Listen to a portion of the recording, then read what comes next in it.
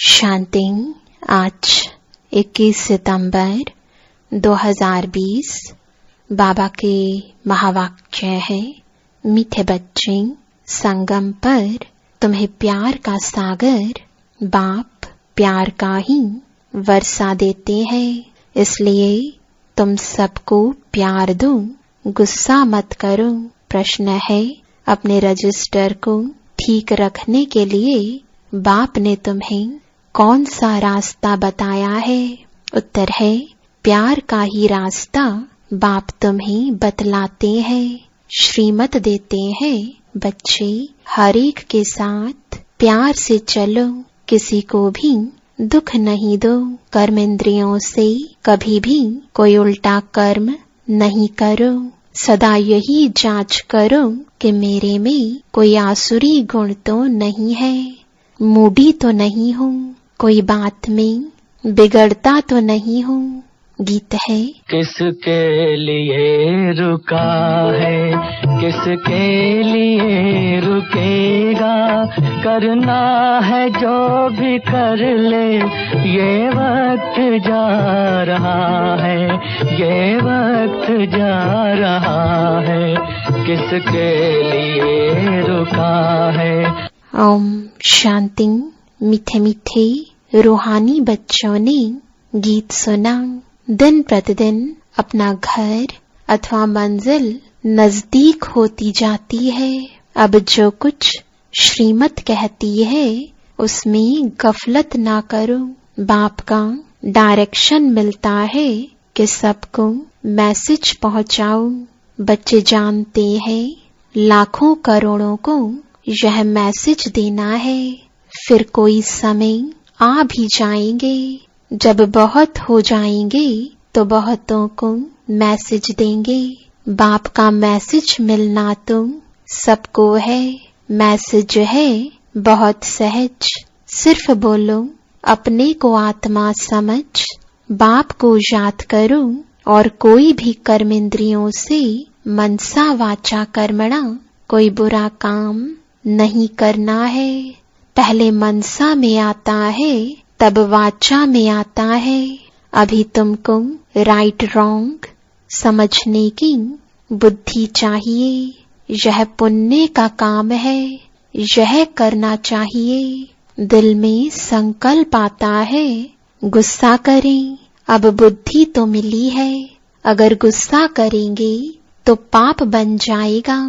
बाप को याद करने से पुण्य आत्मा बन जाएंगे। ऐसे नहीं, अच्छा अभी हुआ फिर नहीं करेंगे, ऐसे फिर कहते रहने से आदत पड़ जाएगी। मनुष्य ऐसा कर्म करते हैं तो समझते हैं यह पाप नहीं है, विकार को पाप नहीं समझते हैं।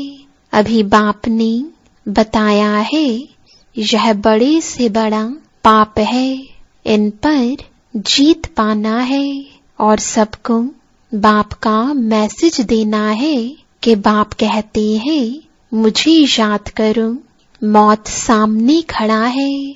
जब कोई मरने पर होते हैं तो उनको कहते हैं गॉड फादर को याद करो, रिमेम्बर गॉड फादर। वह समझते हैं यह गॉड फादर पास जाते हैं, परंतु वो लोग यह तो जानते नहीं कि गॉड फादर को याद करने से क्या होगा, कहाँ जाएंगे।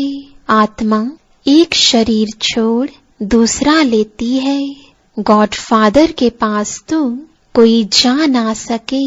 तो अब तुम बच्चों को अविनाशी बाप की अविनाशी याद चाहिए। जब तमो प्रधान दुखी बन जाते हैं तब तो एक दो को कहते हैं गॉड फादर को याद करो। सब आत्माएं एक दो को कहती हैं, कहती तो आत्मा है ना।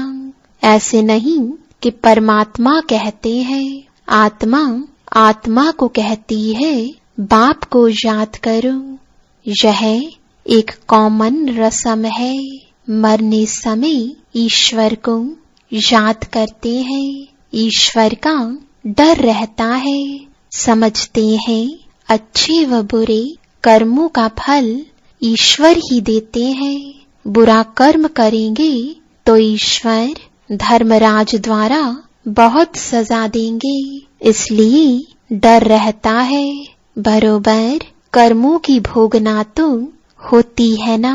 तुम बच्चे अभी कर्म अकर्म विकर्म की गति को समझते हो, जानते हो। यह कर्म अकर्म हुआ।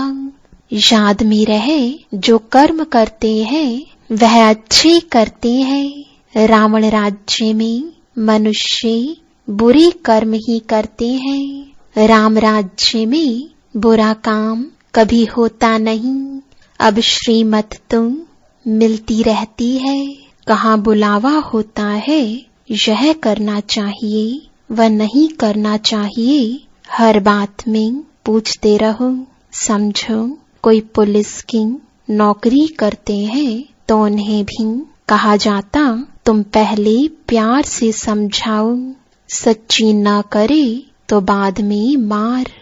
प्यार से समझाने से हाथ आ सकते हैं, परंतु उस प्यार में भी योग बल भरा होगा तो उस प्यार की ताकत से कोई को भी समझाने से समझेंगे। यह तो जैसे ईश्वर समझाते हैं। तुम ईश्वर के बच्चे योगी होना, तुम्हारे में भी ईश्वरीय ताकत है। ईश्वर प्यार का सागर है, उनमें ताकत है ना। सबको वर्षा देते हैं। तुम जानते हो स्वर्ग में प्यार बहुत होता है। अभी तुम प्यार का पूरा वर्षा ले रहे हो। लेते लेते नंबरवार पुरुषार्थ करते करते प्यारे बन जाएंगे। बाप कहते हैं किसको भी दुख नहीं देना है, नहीं तो दुखी होकर मरेंगे। बाप प्यार का रास्ता बताते हैं। मनसा में आने से वह शक्ल में भी आ जाता है। कर्मेंद्रियों से कर लिया तो रजिस्टर खराब हो जाएगा। देवताओं की चाल चलन का गायन करते हैं ना, इसलिए बाबा कहते हैं देवताओं के पुजारियों को समझाओ। वह महिमा गाते हैं, आप सर्वगुण संपन्न 16 कला संपूर्ण हो, और अपनी चाल चलन भी सुनाते हैं। तो उनको समझाओ, तुम ऐसे थे अब नहीं हो, फिर होंगे जरूर। तुमको ऐसा देवता बनना है तो अपनी चाल ऐसी रखो तो तुम यह बन जाएंगे। अपनी जांच करनी है। हम संपूर्ण निर्विकारी हैं। हमारे में कोई आसुरी गुण तो नहीं है। कोई बात में बिगड़ता तो नहीं हूँ, मूडी तो नहीं बनता हूँ। अनेक बार तुमने पुरुषार्थ किया है। बाप कहते हैं तुमको ऐसा बनना है। बनाने वाला भी हाजिर है। कहते हैं कल्प कल्प तुमको ऐसा बनाता हूँ। कल्प पहले जिन्होंने ज्ञान लिया है वह जरूर आकर लेंगे। पुरुषार्थ भी कराया जाता है और बेफिक्र भी रहते हैं। ड्रामा की नोंद ऐसी है। कोई कहते हैं ड्रामा में नोंद होगी तो जरूर करेंगे। अच्छा चार्ट होगा तो ड्रामा कराएगा। समझा जाता है उनकी तकदीर में नहीं है। पहले पहले भी एक ऐसे बिगड़ा था, तकदीर में नहीं था। बोला ड्रामा में होगा तो ड्रामा हमको पुरुषार्थ कराएगा। बस छोड़ दिया। ऐसे तुमको भी बहुत मिलते हैं। तुम्हारा एम ऑब्जेक्ट तो यह खड़ा है। बैज तो तुम्हारे पास है। जैसे अपना पोता मेल देखते हो तो बैच को भी देखो, अपनी चाल चलन को भी देखो। कभी भी क्रिमिनल आंखें ना हो। मुख से कोई ईविल बात न निकले। ईविल बोलने वाला ही नहीं होगा तो कान सुनेंगे कैसे। सतयुग में सब दैवी गुण वाले होते हैं, ईविल कोई बात नहीं। इन्होंने भी प्रारब्ध बाप द्वारा ही पाई है। यह तुम सबको बोलो बाप को याद करूं तो विकर्म विनाश हो जाएंगे। इसमें नुकसान की कोई बात नहीं है। संस्कार आत्मा ले जाती है। सन्यासी होगा तो फिर सन्यास धर्म में आ जाएगा। झाड़ तो उनका बढ़ता रहता है ना। इस समय तुम बदल रहे हो। मनुष्य ही देवता बनते हैं। सब कोई इकट्ठे थोड़े ही आएंगे फिर नंबरवार। ड्रामा में कोई बिगड़ समय एक्टर थोड़े ही स्टेज पर आ जाएंगे। अंदर बैठे रहते हैं। जब समय होता है तो बाहर स्टेज पर आते हैं पार्ट बजाने। वह है हद का नाटक, यह है बेहद का। बुद्धि में है हम एक्टर्स को अपने समय पर आकर अपना पार्ट बजाना है। यह बेहद का बड़ा झाड़ है। नंबरवार आते जाते हैं। पहले पहले एक ही धर्म था। सभी धर्म वाले तुम पहले आ ना सके। पहले तुम देवी देवता धर्म वाले ही आएंगे पार्ट बजाने। सो भी नंबरवार झाड़ के राज को भी समझना है। बाप ही आकर सारे कल्प वृक्ष का ज्ञान सुनाते हैं। इनकी भेंट फिर निराकारी झाड़ से होती है। एक बाप ही कहते हैं मनुष्य सृष्टि रूपी झाड़ का बीज मैं हूँ। बीज में झाड़ समाया हुआ नहीं है, लेकिन झाड़ का ज्ञान समाया हुआ है। हर एक का अपना अपना पार्ट है। चैतन्य झाड़ है ना। झाड़ के पत्ते भी नंबरवार निकलेंगे। इस झाड़ को कोई भी समझते नहीं है। इनका बीज ऊपर में है, इसलिए इनको उल्टा वृक्ष कहा जाता है। रचयिता बाप है ऊपर में। तुम जानते हो हमको जाना है घर जहाँ आत्माएं रहती है। अभी हमको पवित्र बनकर जाना है। तुम्हारे द्वारा योग बल से सारी विश्व पवित्र हो जाती है। तुम्हारे लिए तुम पवित्र सृष्टि चाहिए ना। तुम पवित्र बनते हो तो दुनिया भी पवित्र बनानी पड़े। सब पवित्र हो जाते हैं। तुम्हारी बुद्धि में है, आत्मा में ही मन बुद्धि है ना। चैतन्य है, आत्मा ही ज्ञान को धारण कर सकती है। तो मीठे मीठे बच्चों को यह सारा राज बुद्धि में होना चाहिए। कैसे हम पुनर्जन्म लेते हैं। 84 का चक्र तुम्हारा पूरा होता है तो सबका पूरा होता है। सब पावन बन जाते हैं। यह अनादि बना हुआ ड्रामा है। एक सेकंड भी ठहरता नहीं है। सेकंड बाय सेकंड जो कुछ होता है सो फिर कल्प बाद होगा। हर एक आत्मा में अविनाशी पार्ट भरा हुआ है। वह एक्टर्स करके 2-4 घंटे का पार्ट बजाते हैं। यह तो आत्मा को नेचुरल पार्ट मिला हुआ है। तो बच्चों को कितनी खुशी होनी चाहिए। अतीन्द्रिय सुख अभी संगम का ही गाया हुआ है। बाप आते हैं 21 जन्मों के लिए। हम सदा सुखी बनते हैं। खुशी की बात है ना। जो अच्छी रीति समझते और समझाते हैं वह सर्विस पर लगे रहते हैं। कोई बच्चे खुद ही अगर क्रोधी हैं तो दूसरे में भी प्रवेशता हो जाती है।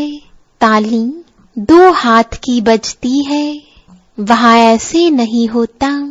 यहाँ तुम बच्चों को शिक्षा मिलती है, कोई क्रोध करे तो तुम उन पर फूल चढ़ाओ, प्यार से समझाओ। यह भी एक भूत है, बहुत नुकसान कर देंगे। क्रोध कभी नहीं करना चाहिए। सिखलाने वाले में तो क्रोध बिल्कुल नहीं होना चाहिए। नंबरवार पुरुषार्थ करते रहते हैं। किसका तीव्र पुरुषार्थ होता है, किसका ठंडा। ठंडे पुरुषार्थ वाले जरूर अपनी बदनामी करेंगे। कोई में क्रोध है तो जहां जाते हैं वहां से निकाल देते हैं। कोई भी बद चलन वाले रह नहीं सकते। इम्तिहान जब पूरा होगा तो सबको पता पड़ेगा कौन कौन क्या बनते हैं। सब साक्षात्कार होगा। जो जैसा काम करते हैं उनकी ऐसी महिमा होती है। तुम बच्चे ड्रामा के आदि मध्य अंत को जानते हो। तुम सब अंतर्यामी हो। आत्मा अंदर में जानती है यह सृष्टि चक्र कैसे फिरता है। सारे सृष्टि के मनुष्यों की चाल चलन का, सब धर्मों का तुम्हें ज्ञान है। उनको कहा जाएगा अंतर्यामी। आत्मा को सब मालूम पड़ गया। ऐसे नहीं, भगवान घट घटवासी है। उनको जानने की क्या दरकार है। वो तो अभी भी कहते हैं जो जैसा पुरुषार्थ करेंगे ऐसा फल पाएंगे। मुझे जानने की क्या दरकार है। जो करता है उसकी सजा भी खुद पाएंगे। ऐसी चलन चलेंगे तो अधम गति को पाएंगे। पद बहुत कम हो जाएगा। उस स्कूल में तो नापास हो जाते हैं तो फिर दूसरे वर्ष पढ़ते हैं। यह पढ़ाई तो होती है कल्प कल्पांतर के लिए। अब ना पढ़े तो कल्प कल्पांतर नहीं पढ़ेंगे। ईश्वरीय लॉटरी तो पूरी लेनी चाहिए ना। यह बातें तुम बच्चे समझ सकते हो। जब भारत सुख धाम होगा तब बाकी सब शांति धाम में होंगे। बच्चों को खुशी होनी चाहिए। अब हमारे सुख के दिन आते हैं। दीपमाला के दिन नजदीक होते हैं तो कहते हैं ना, बाकी इतने दिन हैं फिर नए कपड़े पहनेंगे। तुम भी कहते हो स्वर्ग आ रहा है, हम अपना श्रृंगार करें तो फिर स्वर्ग में अच्छा सुख पाएंगे। साहूकार को तो साहूकारी का नशा रहता है। मनुष्य बिल्कुल घोर नींद में है। फिर अचानक पता पड़ेगा यह तो सच कहते थे। सच को तब समझे जब सच का संग हो। तुम अभी सच के संग में हो। तुम सत बनते हो सत बाप द्वारा। वह सब असत्य बनते हैं असत्य द्वारा। अभी कंट्रास्ट भी छपा रहे हैं कि भगवान क्या कहते हैं और मनुष्य क्या कहते हैं। मैगजीन में भी डाल सकते हो। आखरीन विजय तो तुम्हारी ही है। जिन्होंने कल्प पहले पद पाया है वह जरूर पाएंगे। यह सर्टेन है। वहां अकाले मृत्यु होता नहीं। आयु भी बड़ी होती है। जब पवित्रता थी तो बड़ी आयु थी। पतित पावन परमात्मा बाप है तो जरूर उसने ही पावन बनाया होगा। कृष्ण की बात शोभती नहीं। पुरुषोत्तम संगम युग पर कृष्ण फिर कहां से आएगा। वही फीचर्स वाला मनुष्य तो फिर होता नहीं। 84 जन्म 84 फीचर्स 84 एक्टिविटी यह बना बनाया खेल है, उसमें फर्क नहीं पड़ सकता। ड्रामा कैसा वंडरफुल बना हुआ है। आत्मा छोटी बिंदी है, उसमें अनादि पाठ भरा हुआ है। इसको कुदरत कहा जाता है। मनुष्य सुनकर वंडर खाएंगे, परंतु पहले तुम यह पैगाम देना है कि बाप को याद करो, वही पतित पावन है, सर्व का सद्गति दाता है। सतयुग में दुख की बात होती नहीं, कलयुग में तो कितना दुख है, परंतु यह बातें समझने वाले नंबरवार हैं। बाप तुम रोज समझाते रहते हैं। तुम बच्चे जानते हो शिव बाबा आया हुआ है हमको पढ़ाने, फिर साथ ले जाएंगे। साथ में रहने वालों से भी बांधेलियां ज्यादा याद करती हैं, वह ऊंच पद पा सकती है। यह भी समझ की बात है ना। बाबा की याद में बहुत तड़पती हैं। बाप कहते हैं बच्चे याद की यात्रा में रहो, दैवी गुण भी धारण करो तो बंधन कटते जाएंगे, पाप का घड़ा खत्म हो जाएगा। अच्छा मीठे मीठे सिकिलदे बच्चों प्रति माता पिता बाप दादा का याद प्यार और गुड मॉर्निंग। रूहानी बाप की रूहानी बच्चों को नमस्ते। रूहानी बच्चों की रूहानी बाप दादा को गुड मॉर्निंग और नमस्ते। धारणा के लिए मुख्य सार है, पहला अपनी चाल चलन देवताओं जैसी बनानी है। कोई भी ईविल बोल मुख से नहीं बोलने हैं। यह आंखें कभी क्रिमिनल ना हो। दूसरा, क्रोध का भूत बहुत नुकसान करता है। ताली दो हाथ से बजती है, इसलिए कोई क्रोध करे तो किनारा कर लेना है, उन्हें प्यार से समझाना है। वरदान है अव्यक्त स्वरूप की साधना द्वारा पावरफुल वायुमंडल बनाने वाले अव्यक्त फरिश्ता भव। वायुमंडल को पावरफुल बनाने का साधन है अपने अव्यक्त स्वरूप की साधना। इसका बार बार अटेंशन रहे, क्योंकि जिस बात की साधना की जाती है उसी बात का ध्यान रहता है। तो अव्यक्त स्वरूप की साधना अर्थात बार बार अटेंशन की तपस्या चाहिए। इसलिए अव्यक्त फरिश्ता भव के वरदान को स्मृति में रख शक्तिशाली वायुमंडल बनाने की तपस्या करो, तो आपके सामने जो भी आएगा वह व्यक्त और व्यर्थ बातों से परे हो जाएगा।